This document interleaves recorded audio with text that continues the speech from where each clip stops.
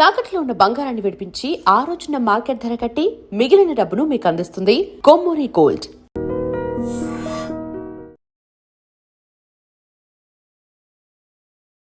Hello guys, welcome back to iDream media.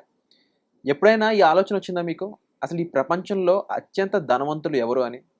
అది Microsoft ఓనరో, లేకపోతే Apple ఓనరో, లేకపోతే మనం వాడుతున్న యాప్స్ అనే కాదు, ఈ ప్రపంచంలోనే చాలా తక్కువ శాతం, అంటే 0.3% మాత్రమే ఉంటారు వీళ్ళు, జూస్ అంటారు.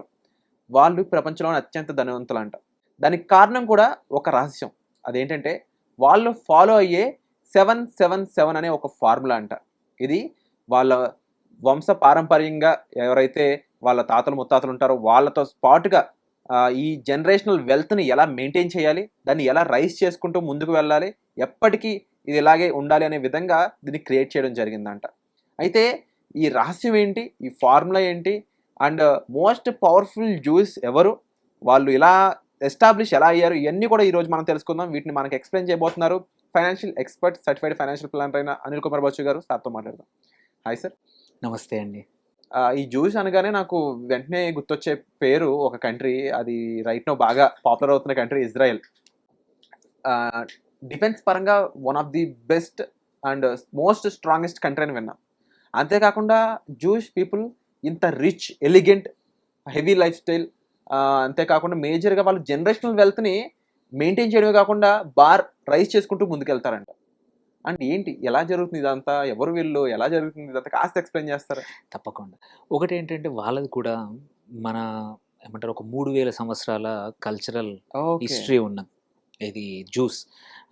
ఇప్పుడు మన హిందూయిజం తర్వాత వచ్చిందే, but it is also continuity ఉన్న కల్చర్. పాపులేషన్ మాత్రం తగ్గిపోయింది, 0.3% ఉన్న. Some of the rich investment బ్యాంకింగ్సే కానీ, బిలియనియర్స్ కానీ ప్రపంచవ్యాప్తంగా, అటు యూరోప్లో అయినా అటు అమెరికాలో తీసుకున్నా సరే చాలామంది రిచ్ జ్యూస్ అంటారు. వాళ్ళే సెకండ్ వరల్డ్ వార్ కానీ ఏది రన్ చేసినా ఇప్పటికి కూడా ఇన్వెస్ట్మెంట్ బ్యాంక్స్ ఏవైతే చూసినా కానీ జ్యూస్ ద్వారా ఉంటాయి. వీళ్ళు అంటే ఒక 777 అనే ఒక రహస్యం అనుకోండి, ప్రిన్సిపల్ అనుకోండి, ఆర్ ఒక మెథడే అనుకోండి, వాళ్ళ సక్సెస్కి వన్ ఆఫ్ ద కారణాలు. దే ఆర్ మెనీ అదర్ కారణాలు ఉండొచ్చు, బట్ వన్ ఆఫ్ ద కారణం ఏంటంటే ఈ ప్రిన్సిపల్ ఓన్లీ వాళ్ళకే పనిచేస్తుందా, వేరే వాళ్ళకి చేస్తుందా లేదా అనేది మనం తెలుసుకుందాం. ఎందుకంటే నేర్చుకోవడానికి ఏ కల్చర్ అయినా పర్లేదు, మంచి విషయాలు ఎక్కడి నుంచైనా నేర్చుకోవచ్చు అనేది నేను బిలీవ్ చేస్తాను. సో వీళ్ళ ప్రిన్సిపల్ నుంచి మనం కూడా మన వెల్త్ క్రియేషన్ కోసమే కానివ్వండి, మన బిజినెస్ కోసమే కానివ్వండి, మన దగ్గర డబ్బులు, సంపద ఎలా క్రియేట్ చేయాలి, మన బిజినెస్ ఎలా రన్ చేయాలి, ఎలా ఉండాలనేది ఈ వీడియో ద్వారా మనం ఈ ప్రిన్సిపల్ ద్వారా తెలుసుకుందాం. ఫస్ట్ థింగ్ వచ్చేసి వాళ్ళు ఫాలో అయ్యే బుక్, వాళ్ళ దాని ప్రకారం, తోరా ప్రకారం వాళ్ళు ఏం చేస్తారంటే 7 డేస్లో 6 డేసే వర్క్ చేస్తారు. ఒకరోజు మొత్తానికి షబాత్ అంటారు. ఆ ఒక్కరోజు ఏమీ పని చేయరు, అబ్జల్యూట్గా పని చేయరు, బయటికే రారు, వెళ్ళిన పని అయితే చేయరు. 6 రోజులే గట్టిగా పనిచేస్తారు. పని చేసిన 6 రోజులు చాలా జాగ్రత్తగా పనిచేస్తారు. సో ఆ ఒక్కరోజు ఏంటంటే మిగిలిన 6 రోజుల్లో రివ్యూ చేసుకుంటారు. బిజినెస్ చేస్తున్నారనుకో, ఫైనాన్షియల్ డిసిషన్స్ ఎట్లా చేసుకున్నాం, మనం చేసామా కరెక్ట్ లేదా ఆలోచిస్తారనమాట. ఆ ఒక్కరోజు గోస్ ఫర్ రివ్యూయింగ్, రీథింకింగ్, ఏం జరుగుతుంది, ఎలా పెరగచ్చు, ఏం చేస్తే మంచిది. సో ఏంటంటే వీళ్ళ దగ్గర నుంచి నేర్చుకోవాల్సింది ఈ మెథడ్ ఏంటంటే, మనం కూడా వెదర్ వర్క్ చేస్తున్నా ఆర్ జాబ్ చేస్తున్నా సరే ఫోకస్ ఆన్ 6 డేస్. గాడిలాగా కంటిన్యూస్గా 24, నెగిటివ్ వర్డ్ కాదు, బట్ సమ్ పీపుల్ జస్ట్ బ్లైండ్గా 24 గంటలు 7 రోజులు పని చేస్తూ పోతూ ఉంటాము డబ్బుల సంపాదన. బట్ ఏమవుతుంది, we forget lot of things. మనం మోనోటనస్ అయిపోతుంది లైఫ్ అంతా.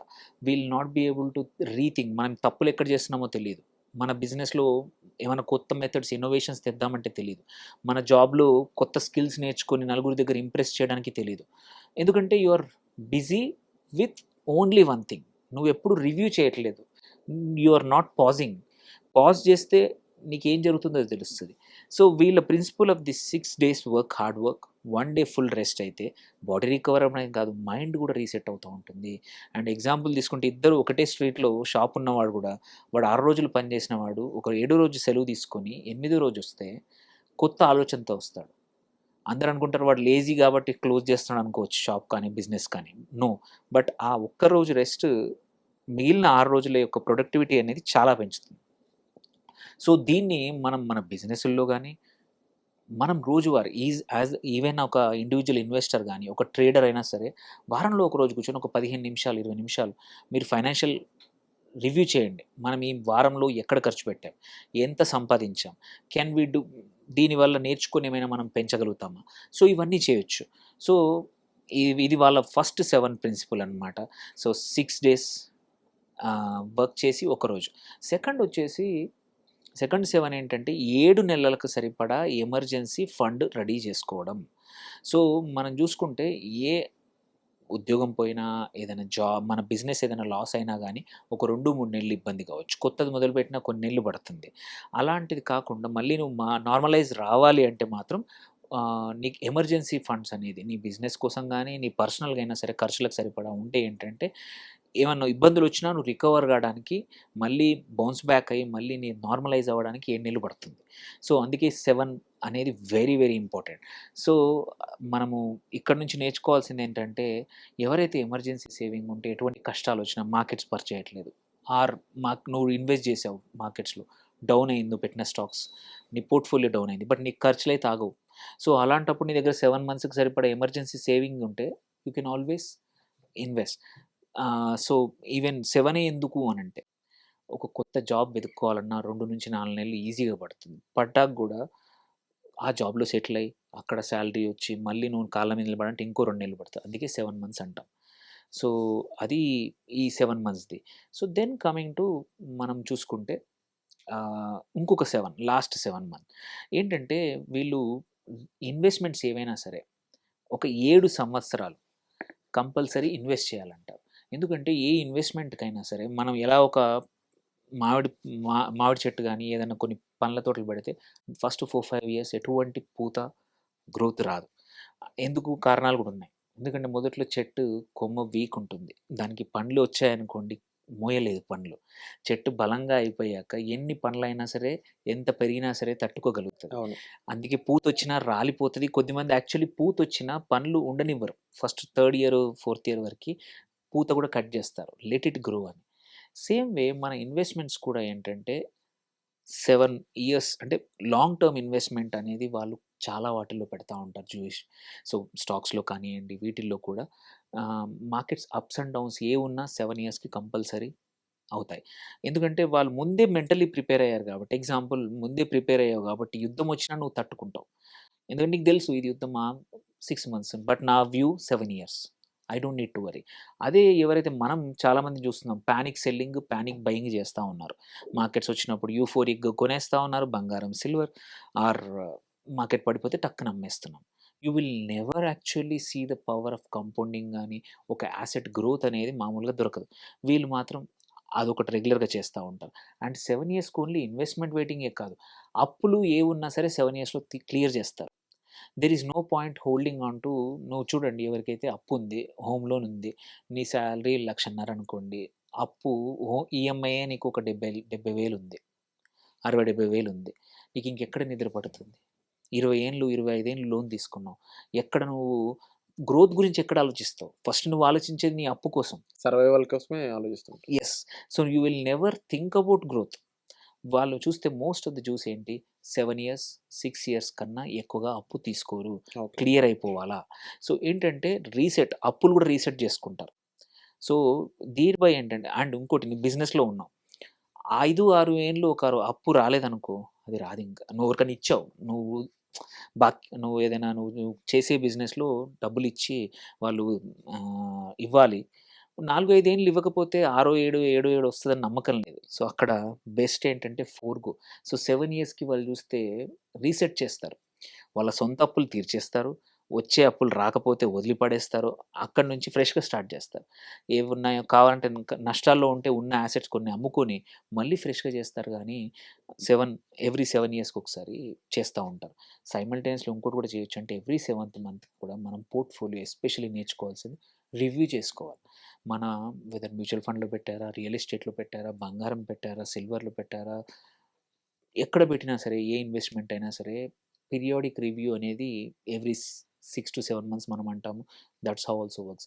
సో ఇదేదో పాతకాలం పచ్చడి కాదు, అసలు ఆరు కాదు. ముచ్చట్లు కాదు. ఇది తరతరాలుగా వాళ్ళు పాటిస్తున్న ప్రిన్సిపల్. మీరు చెప్పిన దాంట్లో ఒకటి అబ్జర్వ్ చేస్తే కీన్‌గా కన్సిస్టెన్సీ ఈజ్ మ్యాటర్స్ అనేదైతే అర్థమవుతుంది సార్. అంటే పక్కా. వాళ్ళు అప్పు చేసినా దాన్ని తీర్చే విధానంలో కన్సిస్టెన్సీ ఉంది. వాళ్ళు ఇన్వెస్ట్‌మెంట్ చేసినా దాన్ని పెంచుకునే విధానంలో కన్సిస్టెన్సీ కనిపిస్తుంది. దే ఆర్ వెరీ ఫోకస్డ్ అనేది అర్థమవుతా ఉంది. రివ్యూ చేయడం కూడా హ్మ్. కాన్స్టెంట్‌గా రివ్యూ చేయడం. ఏంటంటే మనం ఓన్లీ పని చేసుకుంటూ పోవడమే. ఇప్పుడు స్కూల్‌లో కానీ, కాలేజీల్లో కానీ ఎగ్జామ్స్ ఎందుకు పెడతారు? నువ్వు ఏం నేర్చుకున్నావు? నీ లెవెల్ ఏంటి అని. హ్మ్. సేమ్ వే మనం ఇన్వెస్ట్‌మెంట్ కానీ, ఒక బిజినెస్ రన్ చేస్తున్నప్పుడు కూడా ఎలా రన్ అవుతుంది? ఎవరు చూసుకోరు. రివ్యూ చేయరు. Going on doing. ఏమవుతుంది? అక్యుములేట్ అవుతుంది. చెత్త అక్యుములేట్ అవుతుంది. అప్పులు అక్యుములేట్ అవుతాయి. బ్యాడ్ కస్టమర్స్ అక్యుములేట్ అవుతారు. బ్యాడ్ ఇన్వెస్ట్‌మెంట్స్ అక్యుములేట్ అవుతాయి. బ్యాడ్ డిసిషన్స్ అక్యుములేట్ అవుతాయి. సో ఇట్లా పీరియాడిక్‌గా రివ్యూ చేసుకుంటే అది వీక్లీ ఒకసారి ఫర్ స్మాల్ థింగ్స్, కొంచెం లాంగర్ థింగ్స్‌కి ఎవ్రీ 7 మంత్స్‌కి ఒకసారి, అండ్ ఎవ్రీ 7 ఇయర్స్‌కి ఒకసారి రీసెట్. ఇన్వెస్ట్‌మెంట్ వచ్చిందా? యెస్. లాభాలొచ్చాయి ఉంచుతాను. నష్టాలొచ్చాయి తీసేసేయి. Fresh start. Fresh. So thereby ఏంటంటే అనవసరమైన థింగ్స్ అక్యుములేట్ కావు మనకి. అండ్ ఎప్పుడు కూడా మనం బిజినెస్ కూడా ఫ్రెష్ అవుతాయి. మార్కెట్‌కి తగ్గట్టు. నువ్వు 6 డేస్ తర్వాత ఒక రోజు బ్రేక్ తీసుకొనొస్తే you come with a clear thinking. అరే! లాస్ట్ వీక్ ఇది చేశాను. నువ్వు ఆలోచించుకొని వచ్చావు. ఇవి చేస్తే పని చేయట్లేదు. నేను ఇది చేస్తే పని చేస్తుందేమో అని ట్రై చేయొచ్చు. సో ఆ బ్రేక్ అనేది బిల్ట్ ఇన్ దేర్ సిస్టమ్ అనమాట. వాళ్ళు వాళ్ళ రిలీజియన్‌లోనే అనుకోండి, వాళ్ళ వే ఆఫ్ లివింగ్. షబాత్ ఆ రోజు చూస్తే మనం ఇజ్రాయెల్‌లో ఎవరు పని చేయరు. It's proper holiday. Hmm. Thereby ఏంటంటే అందరూ రీసెట్ అవుతారు. They come back stronger. So sometimes we need also. These days ఏంటి మనకింకా ఏమంటారు, వర్క్ ఈజ్ అనుకుంటాం వర్క్ ఈజ్ ఇంపార్టెంట్. బట్ ఆ 6 డేస్ ఎఫిషియెంట్‌గా చేయి.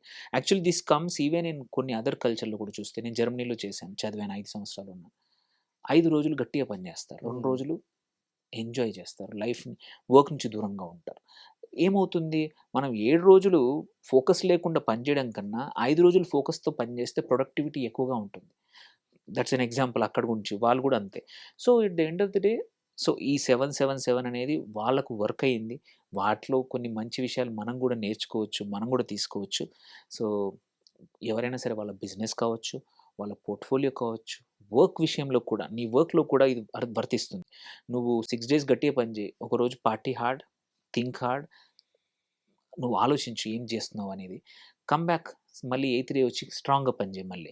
దేర్‌బై ఏంటంటే రిఫ్రెష్డ్ మైండ్‌తో వస్తావు. రిఫ్రెష్డ్ ఐడియాస్‌తో వస్తావు. అండ్ ఏం తప్పు చేశావు, ఎక్కడ ఇంప్రూవ్ కావాలో తెలుసుకొనొస్తావు.